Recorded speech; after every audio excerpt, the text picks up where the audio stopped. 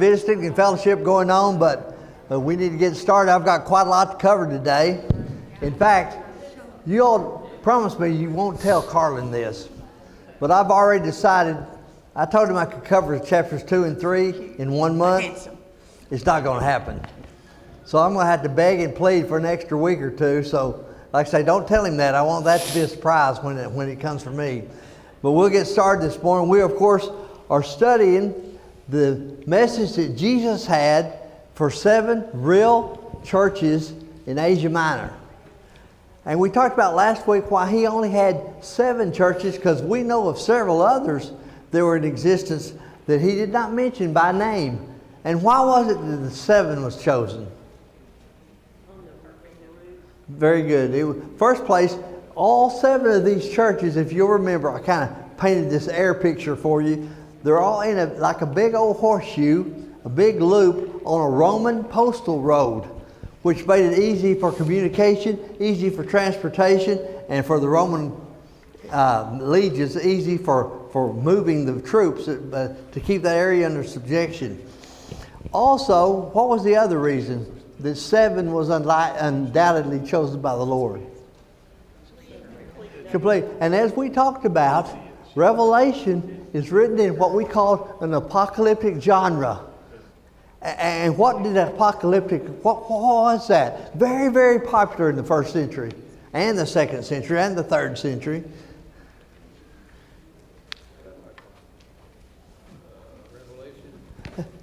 Revelation. In fact, some of the older Bibles that you have may call it the Apocalypse. And what do we say that meant? What is a revelation? It's a future. It's an unveiling, an opening, a revealing. Jesus had a message. The Lord had a message in Revelation. And it's right in this very specific form of writing called apocalyptic. We said it's highly symbolic. It depended on history. It depended on the knowledge that these people had. I talked to you last week. I said some of us were raised with the idea that this was a secret code. It wasn't. And it wasn't because it was so popular. We talked about there are all kinds of apocalyptic writings. In addition, not only to Revelation in the Bible, we talked about 2 other very prominent apocalyptic forms of writing. What were those 2 books, as we call them today? Daniel and Ezekiel. Very apocalyptic, very symbolic. And we said that the key to really understanding this message that Jesus had, not only for those 7 churches 2,000 years ago, but for us today, is to do what? What do we have to do? I'm sorry? Right, exactly right. We've got to go back and say, what was the symbolic message that these people understood? You know, I gave you the example last week. Several of you commented after class. We talk about it raining cats and dogs today. Do any of us go out and look for furry animals falling out of the sky when we say that? No, we know that means what? It's raining hard. And it's the same way a lot of this symbolic language that is in Revelation, they didn't blink. They weren't astounded. They knew what the Lord was saying. And in addition, as I talked about, and I love this, you've really got to have some knowledge of the 1st century history to understand the message. And you'll see that in our study today. You'll see that brought out very, very clearly today, why history was so important, or current events even, were so important for these people. Things that we might not understand, but we go back and we understand what he was saying then we can ascertain as to what he's saying to you and me indirectly today. So we're going today to look at the first of those 7 churches. I had good intentions of looking at both Ephesus and Smyrna today, and like I say, that's not going to happen. I'm not going to get to Smyrna. I'm going to have to hurry to get Ephesus in. Let's talk a little bit about Ephesus. Ephesus was a powerful, mighty city. Now, again, if you'll visualize in your mind, here's the map. Here is the Grecian Peninsula, right here. Here is the Aegean Sea, and here is Asia Minor, or what is today, present-day Turkey. And and what happened was that Ephesus had grown and multiplied and become very, very powerful. In fact, one historian of antiquity, he says that Ephesus was one of the 3 crown jewels in the Roman Empire's Eastern Empire. Ephesus was a powerhouse of trade, much because of her location. Like I say, she's right down here in the southern part of this part of Asia Minor, right at the confluence of the Mediterranean Sea and the Aegean Sea. There was shipping from all over the world, trade from all over the world. The population was a melting pot of ethnicities because of all this trade. And much of this trade would go east, part of the trade would go west. In fact, another historian said that Ephesus tied the Eastern and Western Roman Empire together. And so you've got this powerful city, this rich city, this proud city. But in addition to that, Ephesus was also the mega center of religiosity in that part of the world. As we shall see in just a minute, there was a temple there to the goddess, I'm using a little g right here, the goddess, anybody know who it was? Artemis. Does anybody know who Artemis was purported to be? The goddess of fertility. And there was this massive temple that had been built there. And it kind of stands to reason because Ephesus is right across the Aegean Sea from Athens. And we all know from the account in Acts what Athens was like when it came to religion. They were what we call polytheistic, which means what? Many gods. Many gods. And the thing is, after the Romans had subjected what had been the Grecian city-states or empire, they adopted all the Greek gods and goddesses. Now, a lot of them they put different names on, but it was the same ones. And they just said, well, if it was good enough for the Greeks, it's good enough for us too. And one of the main goddesses was Artemis. And they had built this massive temple. In fact, y'all have heard of the 7 wonders of the ancient world?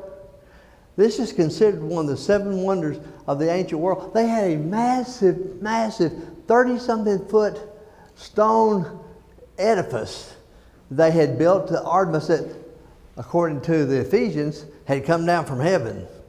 And literally people from all over the then known world would travel to Ephesus to worship the goddess Artemis.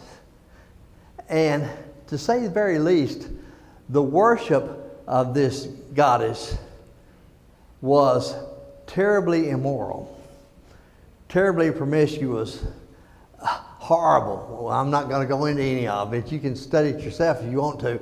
But it was just mind-boggling and revolting, to say the least.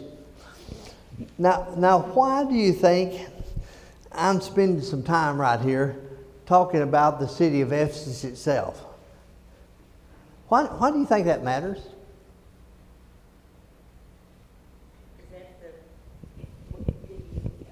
that what the church was? Microphone room. That was the community, if you or whatever, that the church was in.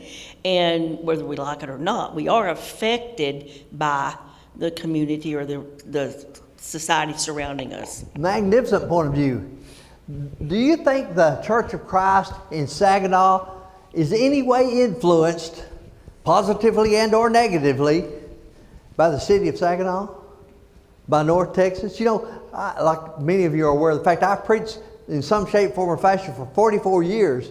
And the 3 major congregations, in fact, the 3 period congregations I preached at through those years, a little rural agricultural town called Gorey, Throckmorton, old-time ranching town north of Abilene, and the Highway 36 Church of Christ in Abilene. Every one of those congregations were different. And the bottom line is, now I'm not talking about doctrinally here, but I'm talking about the mindset and the infrastructure, because Gorey was primarily a little farming town, old farming town. Throckmorton was an old ranching town. Highway 36 was kind of a mixture. We had city folks, we had country folks. Everybody was different. Saginaw is different from any of the ones that I preached at for so long. Because every community is going to influence, have some type of effect upon that community. We're going to see very, very clearly when we go through these 7 churches. They were all radically affected by the community in which they find. And what we've just said about the socioeconomic level of Ephesus, the religiosity of Ephesus, it had tremendous effect on the church of the Ephesians here. And by the way, I might just mention this before we get into the text itself. Do you realize this trivia? Do you realize there's more written to and about the church at Ephesus than any other congregation of the Lord's people in the New Testament? I saw that some time back, and I got to look at it and thinking, could that be right? Well, obviously here in Revelation, Jesus had singled them out to address an issue, a couple of issues that he wanted to talk about.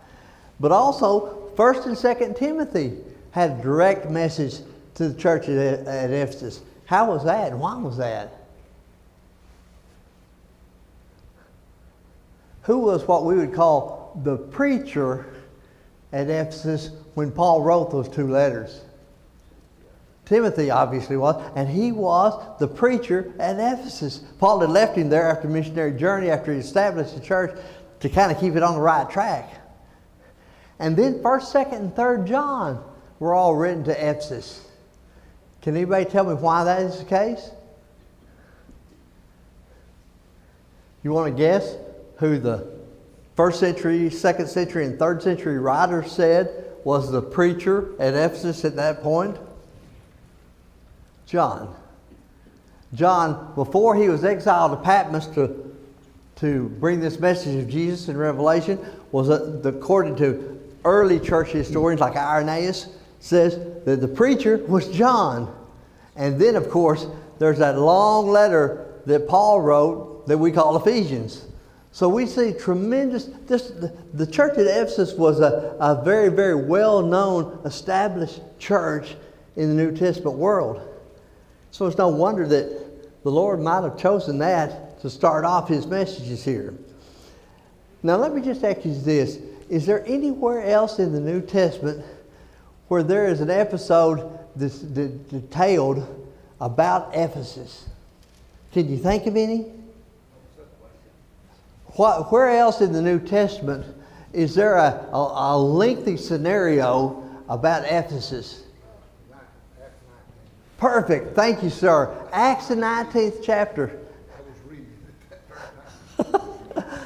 Let's just go back, since we're probably not going to get to Smyrna today, let's just take a minute and go back to Acts the 19th chapter. If you have your Bibles or your electronic devices that you use to read the Scriptures, turn back to Acts the 19th chapter.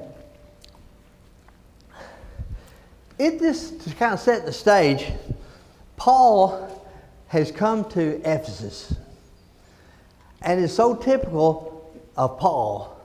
Paul is preaching, he's teaching, and he's also doing some magnificent things through the power of Jesus Christ and the Holy Spirit. If you look at verse 11 of Acts the 19th chapter, God was performing, and I love this word, extraordinary miracles by the hands of Paul. Who was performing these miracles? God was, and Paul was the conduit. Paul was the one that was doing it. Well, let's skip on over. Now, most everybody, I think we use this word, they were impressed. Can you imagine? What's Paul doing? I mean, if you keep reading on down here past verse 11, you'll see. What was Paul doing? What kind of extraordinary miracles was he performing?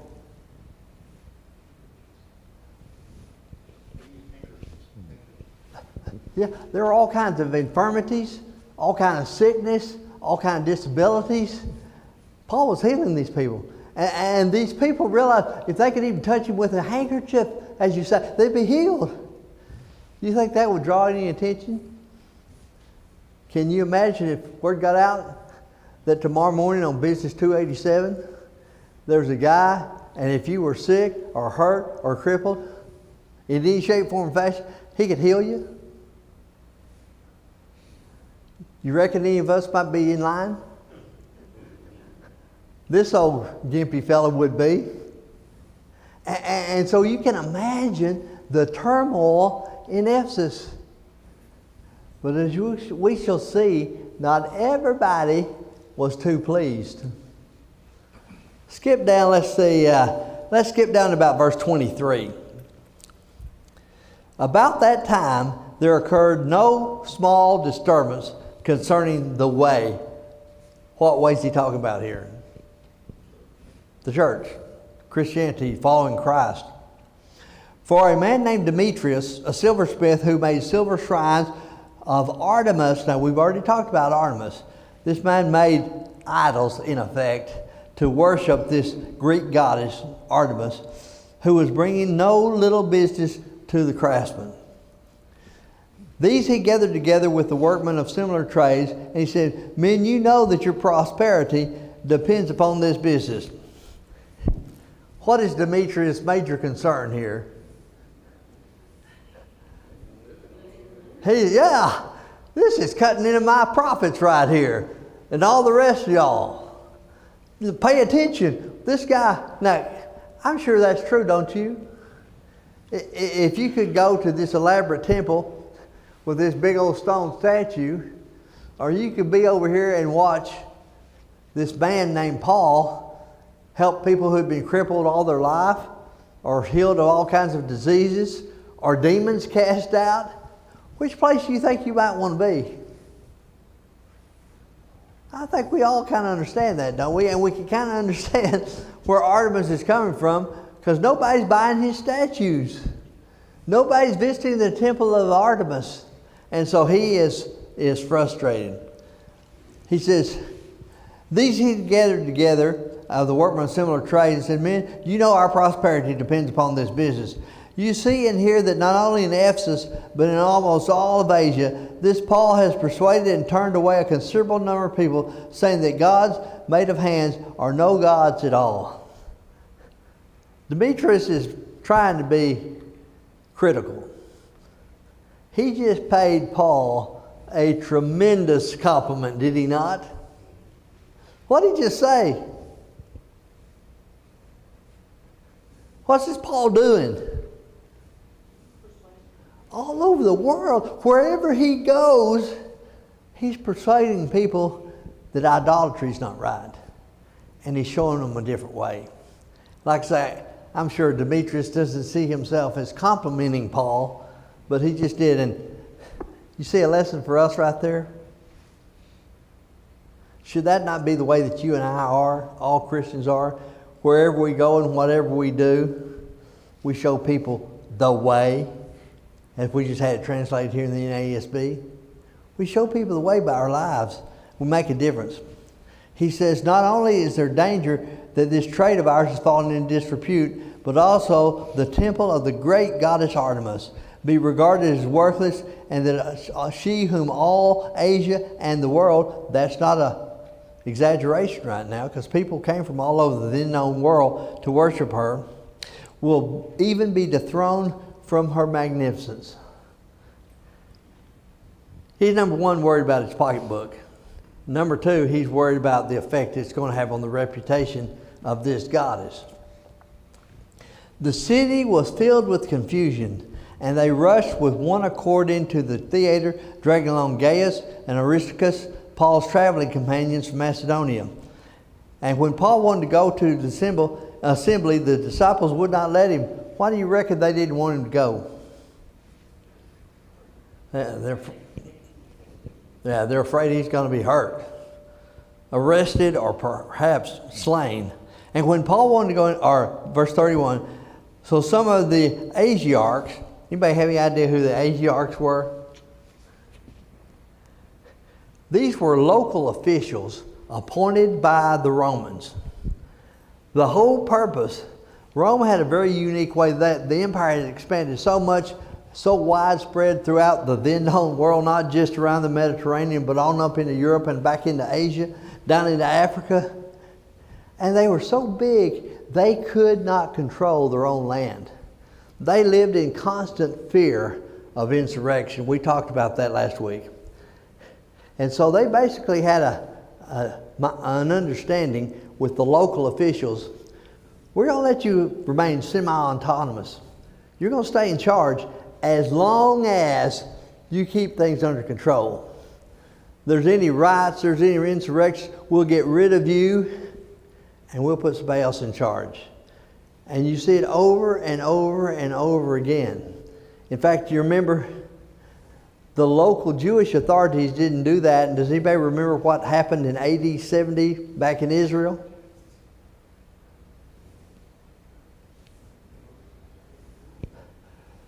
Jerusalem was sacked. The temple was destroyed. The Jews were dispersed all over the Roman world because they couldn't keep things under control. There was constantly some type of upheaval. Well, we see this in play. Some of the Asiarchs who were friends of his, Paul being, sent to him and repeatedly urged him not to venture into the theater. Now, certainly they were concerned about Paul's well-being, but the main thing they were concerned about, you have a riot, you have anything that resembles an insurrection, what's going to happen to them?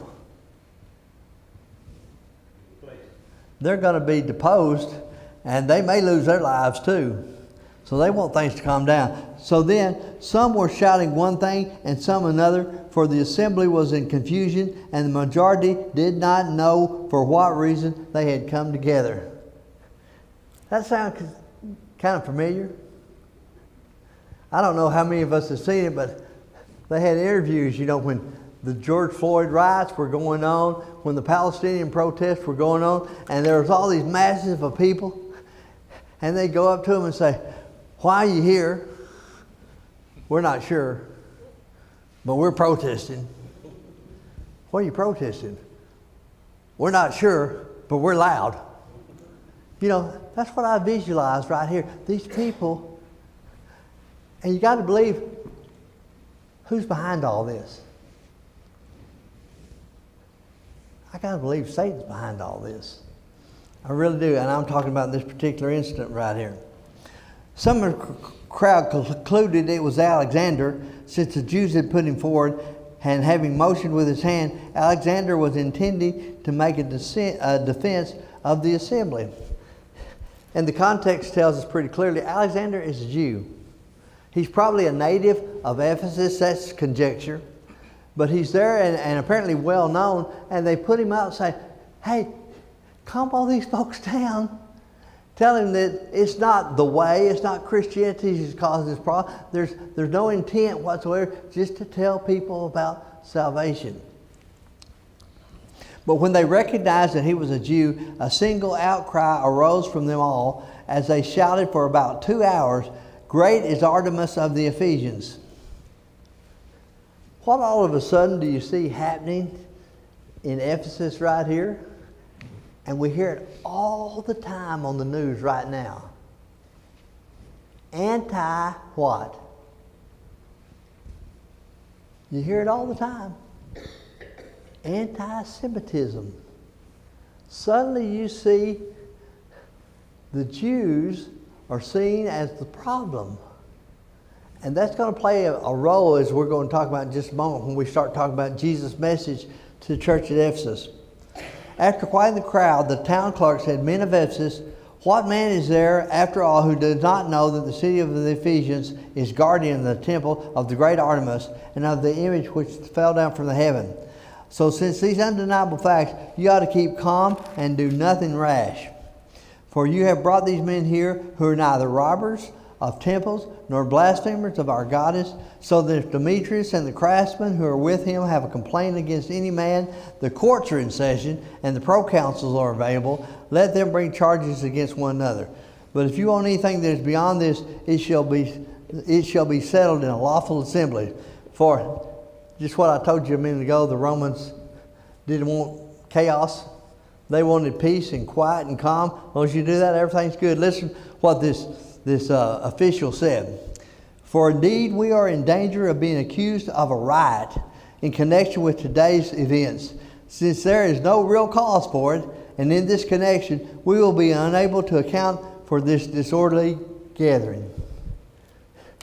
He said, y'all, we better calm down. But the mindset's already been established. Keep that in mind when we go back to the second chapter of the Roman letter. When Jesus is bringing this message to the church at Ephesus, because it plays a major role. Any questions or comments before we go back to Revelation, the second chapter? He's got us down, doesn't it? Yes, ma'am.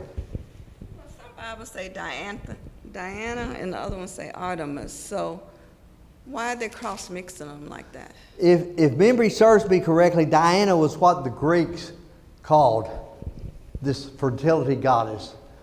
The Romans changed the name, like I said earlier. They changed the name in almost all these gods and goddesses to Artemis.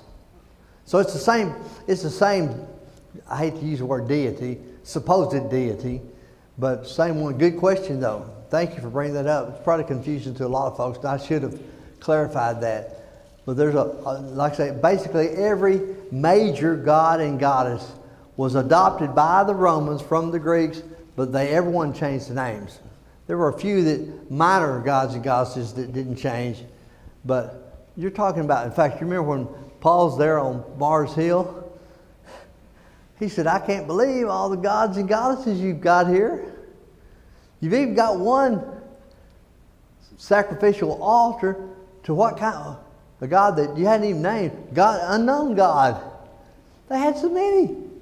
And the thing, probably ought to make this point. We've got about 15 minutes before we're through.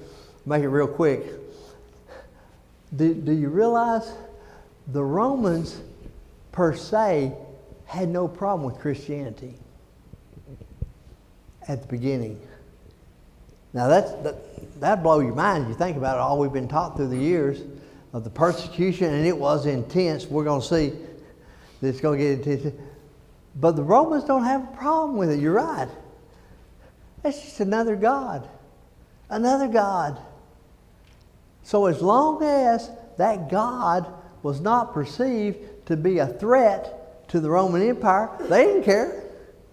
I mean, you go back and you start reading about the trial of the Apostle Paul before King Agrippa, the Roman governors, Festus and Felix.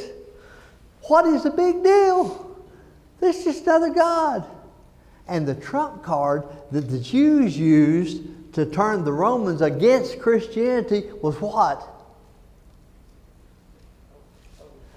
This, as they called him in Latin, Jesus Christo. This Jesus Christo claimed to be a king. They're trying to overthrow the Roman government and put him in as king. In fact, you remember when Pontius Pilate says, I don't see anything, let's just flog him and let him go. And they said, if you are a friend of Caesar, you'll do what? You'll execute him. You'll execute him.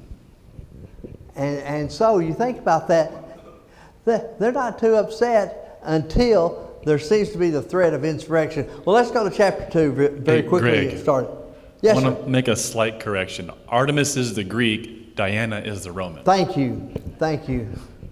Very good. Artemis is the Greek, Diana is the Roman. Thank you very much. I appreciate that. I'm not too into Greek mythology or Roman mythology, but okay, let's start with verse 1 of chapter 2. To the angel of the church of Ephesus write. Now, this is a very debatable, contentious point with a lot of people. Some people say that there are what they call guardian angels. Some people say that this is referring to the preacher at Ephesus. It's highly unlikely that either one of those. And because of time restrictions, let me share with you what my mentor, Dr. Ian Fair, said. He said, I feel like you're talking about the Spirit of God in the church. The Spirit, and we'll see this numerous more times. In fact, every one of the 7 churches, he talks about the angel of the church. And so if you want to visit more with me about that after class, we'll be glad to. But we're not talking about, doesn't seem plausible that would be an actual guardian angel God's Spirit. In fact, Jesus is going to make it very plain here in just a minute. I'm with you. I'm with you. In fact, if you'll notice the next thing, the one who holds the 7 stars in his right hand. Now, each one of these descriptions that Jesus uses to identify himself has been used back in chapter 1. We didn't spend time in chapter 1, but we have an overview of chapter 1. And so every one of these descriptors that he uses for himself, he's already given back in chapter 1, and all of them were symbolic in meaning. Now, do you remember from last week, we talked about that the Roman emperor, who do we say that was? Starts with a D. Domitian. Now, I'm a whole lot more familiar with that pronunciation than I am the Greek mythology. Domitian. Domitian ruled until the early let's see, 81 to AD 96 was when he ruled. And most conservative scholars are convinced that Revelation was written when John's in exile on the Isle of Patmos. We know that from the scriptures. And this would be about AD 95.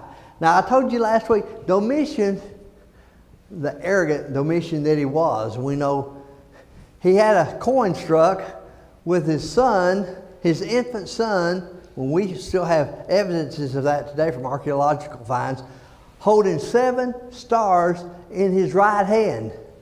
And what did we say Domitian was saying to the empire?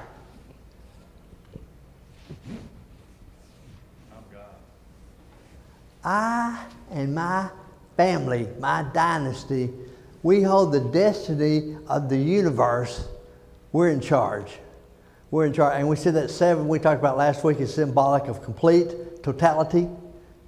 We hold the universe in our hands. We're in charge. What Jesus said to say here? He said the same thing back in chapter 1 we talked about last week. Domitian's not in charge. Domitian is not in authority. I am. And then he goes on, he says, the one who walks among the 7 golden lampstands or candlesticks, some of your translations say, we don't have to guess about the lampstands or the candlesticks. Because he just tells us back right there at the end of chapter 1. What does that represent?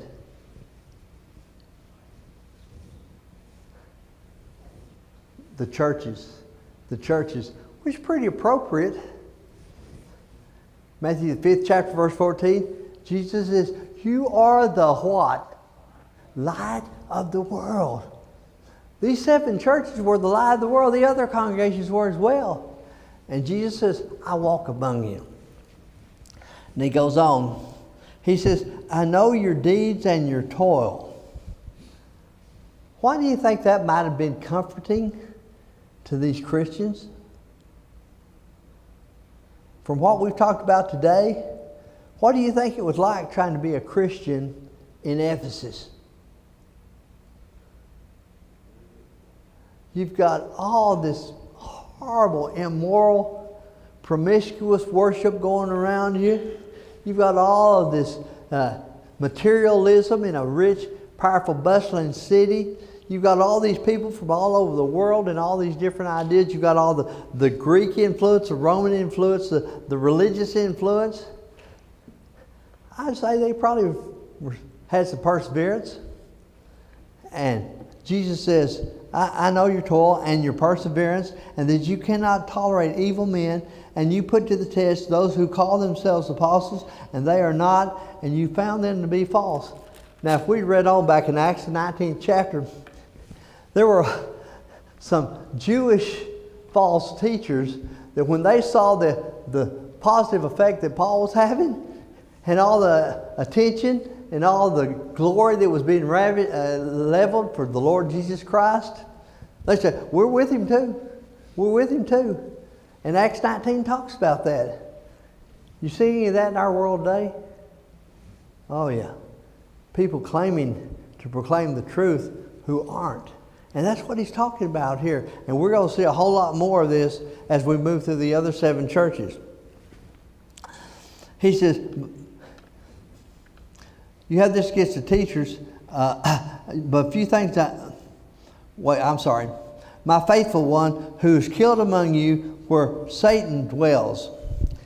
Okay, Satan dwells. What's he talking about there? Satan dwell on the earth today? Satan dwell on the earth the first century? Satan's real. Satan's alive. And Jesus says, I know that. He talks about the slaying of a saint named Antipas. We don't know anything about him.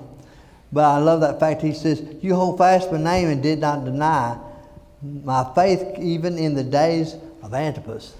So, great things that these folks are doing. They're denouncing some of these false teachers. They're holding on to the truth in many cases. But then Jesus says, but I have a few things against you. 5 of the churches Jesus makes this statement to. I have a problem here. 2 of the churches, Smyrna and Philadelphia, he doesn't say anything negative to them. But he says this, I have this against you because you have some who hold the teaching of Balaam. You know, I told you last week, you got to have a knowledge of the Old Testament to really get a full grasp of what's going on in Jesus' messages here. Who was Balaam? He was a prophet. Very good, Bill. He was a prophet. He liked to be a prophet for gain. Oh, yeah. If I had to, in a very brief, succinct fashion, talk about the problem of Balaam, y'all all remember the story of Balaam. You know, there was a foreign king who came and wanted Balaam to go curse the children of Israel. Well, Balaam knew enough to know, I can't do that. He knew about the power of God. But this foreign king kept upping the ante.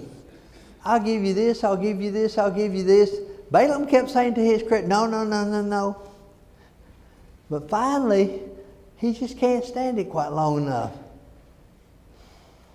God says, go ahead and go. Go ahead and talk to him. See what offer he's got. Balaam takes off, and we remember vividly what happened. What happened? Yeah. That donkey runs him off. He's beating the donkey. The donkey had more sense than Balaam did, didn't he? Because there's an angel standing there in the walkway, the pathway, and Balaam doesn't see it, but the donkey does. You know, that was one thing that I learned a long time ago in my cowboy days. My horse always saw and smelled a whole lot more than I did. So he starts shouting, you better pay attention. Balaam didn't heed that warning. Balaam just wanted to keep going. And finally his eyes were open, the scripture says. He sees an angel with that sword there. The donkey talks to him. You think the Lord got Balaam's attention? But if you had to talk about, again, in a succinct way, Balaam's real problem, and that's not the only place we read about Balaam, he compromised. He knew what God told him, don't go to this foreign king. But he kept saying, well. And later on we find out Balaam led the children of Israel into immorality. And he led them into idol worship. He compromised. Now, not totally did disown God. You see any of that in our society today? Compromise? You see that sometimes in brotherhood? Compromise? Oh, yeah. It's still there. And so what he's saying here is that some of you folks in Ephesus are guilty of compromising your faith. And he goes on, he says, but I have this against you, that you have left your first love. What do you think he's talking about there? Left your first love. His loyalty to the Lord is what he's talking about. His loyalty to the Lord, they had left it and went out to do other things more pleasant to their minds. Very good. With all of the materialism in Ephesus, Some of these people had probably fallen back into the materialism and back into the immorality and back into the idolatry that was so prevalent in Ephesus. Again, do you think that may be a problem in our society today? Do you see a message to us? Don't compromise. Don't become wishy-washy. Stay with the truth. Then he goes on and says, therefore remember what that which you have fallen, and repent and do the deeds you did at first, or else I am coming to you and will remove your lampstand out of its place unless you repent. Again, because of time considerations. You're not going to be a light unto the world anymore if you keep compromising, if you don't stand firm in the faith. Yet you do have this, that you hate the deeds of the Nicolaitans, which I also hate. We don't know much about the Nicolaitans, but again, it seems that this is the same term in the New Testament they used as Balaamites in the Old Testament. And as we've just talked about Balaam, the chief problem with the Balaamites or the Nicolaitans were people that what? I'm sorry? Compromised. Very, very good. They compromised. They weren't true to the faith. We see it in the Old Testament, we see it in the New Testament, we see it in the 21st century as well. So again, a message for us as well. Then he makes a statement, verse 7, that he makes to all 7 churches, he who has an ear, let him hear what the Spirit says to the churches. That's pretty clear. What did you say? Listen. Listen. Read. Understand. And put it into effect.